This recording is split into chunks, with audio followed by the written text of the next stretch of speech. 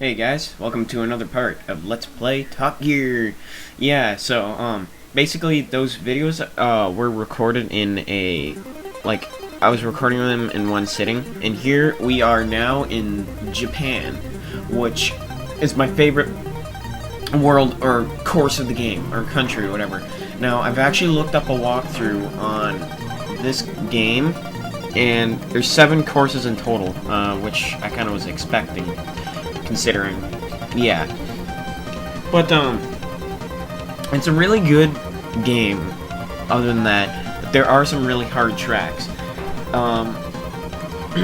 So looking in this walkthrough, we have Tokyo, which we are racing in right now. It's a 7-lap race pretty much. Now, averagely, I would say that's very long, and in my case, it is. But, it's actually worth the fun, though this level isn't very fun at all, considering how much of a pain in the ass it is. Now, one thing I like to jot down too, this guy is a complete dick when it comes to this walkthrough that I'm looking up. This guy's a dick. He's like, oh, the white car's a noob car. I wouldn't say that, actually. I would not say that at all.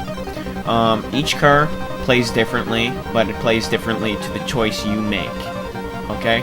Don't listen to the guy in the walkthrough. Everybody who does walkthroughs are just dicks. Honestly, if I made a walkthrough, I'd be nice and just say I would start off with the white car. I wouldn't say it's for beginners. I wouldn't say it's for freaking noobs at the game. I wouldn't say that. I'd just say start off with the white car. Personally, it's one of the best cars in the game. If you want to have a challenge or something, use the red car. That car is made for you know, people who played this game a little, you know, who played this game a little more. And then the other cars, you know, that's okay too. You can play with those ones, like the purple one and the blue one. Don't listen to this guy and say friggin' and expect, or, you know, assume that, you know, the white car is for noobs and the red car is for professionals and real men. You know, don't listen to those retards. Mainly people who make walkthroughs nowadays are just utter assholes, and they don't realize that when they type this shit out. But anyway, let's not rant about people who do walkthroughs. Let's play this game. Like, come on, I'm narrating this timeline while we're racing here. Like, God, don't you just love how amazing this game is?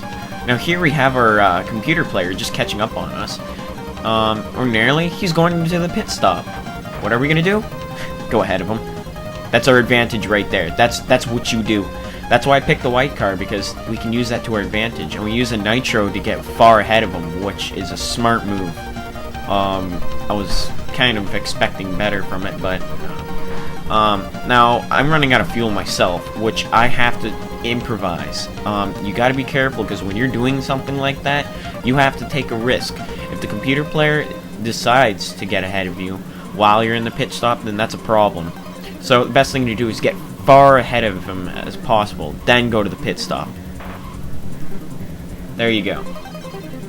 It's easier said than done. That's why I love this game. So, as you can see, we're on our way to, yeah, stuff.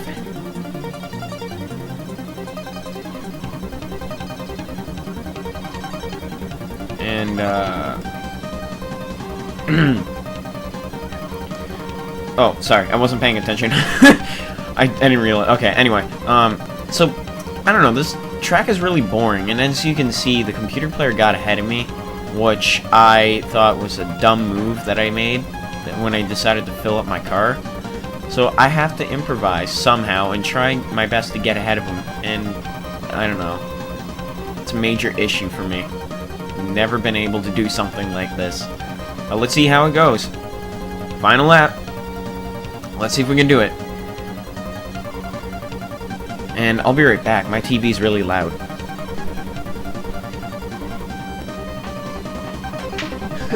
That's what I love about post commentary. You can do anything. But anyway.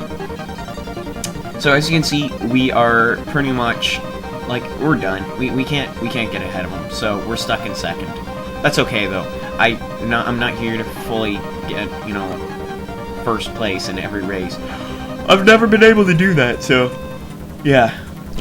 The next course, well, the next world in this game, or the next country, however you want to say it, is a bitch. But anyway, the next level is the one I talked about. I thought it was Hong Kong. It's like, no, it's Hiroshima. But this is one of the best levels in the game. I fucking love this level.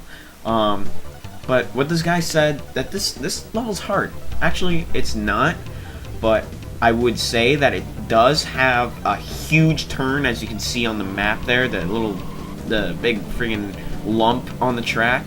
That is probably your main threat. It's probably going to slow you down if you're not careful. Most likely, I would do my trick and just tap the accelerate button, see if you can stay on the road from that turn. And that's what I've been doing the whole time. And here I drove off the road like a dumbass. Don't ask why I did that.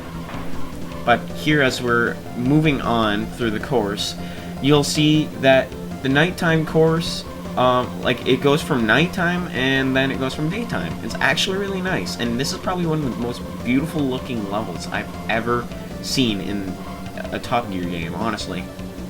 And here it's got, you know, it gets lighter. I kind of wished it stayed darker longer because it looked awesome dark. But that's okay.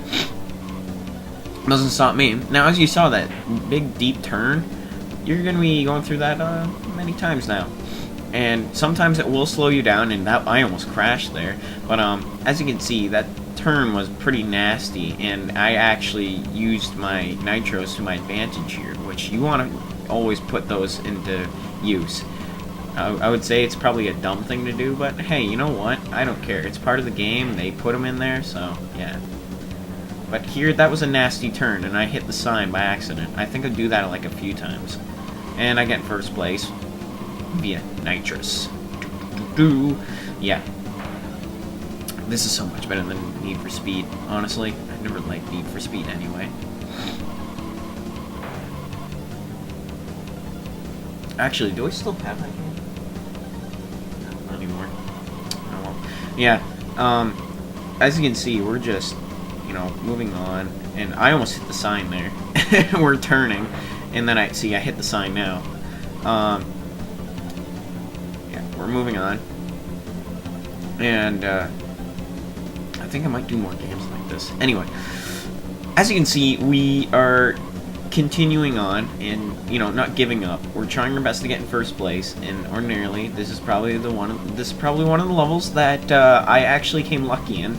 Because, luckily enough, he went to the pit stop. So I used that to my advantage, and I tried to get as far ahead as possible. Oh, wait, no. Purple guy noticed what I was up to. So, I have to improvise. I have to make sure I do not crash at all, because he will get ahead of me if he... Oh, never mind. No. But that was a nasty turn. You have to be careful when you go on that turn. So here we're just moving on ahead. Pardon me. Yeah, so anyway, what's there to talk about? Well, I talked about the walkthrough guy who's a dickhead. And this is the same guy who did that walkthrough for the, actually, is it Astro Blue? No, it's not. But Astro Blue is the only guy that's actually really nice. And I actually have, messaged him a few times on GameFAQs when I was on there before I got banned. He's really nice. But this guy... The guy who made this walkthrough is obviously a dickhead, and he doesn't even know what he's talking about. But he was nice enough to let me put the Super Mario RPG information in my Culix run-through. And I hope I can get back to him again, so I can, when I do my...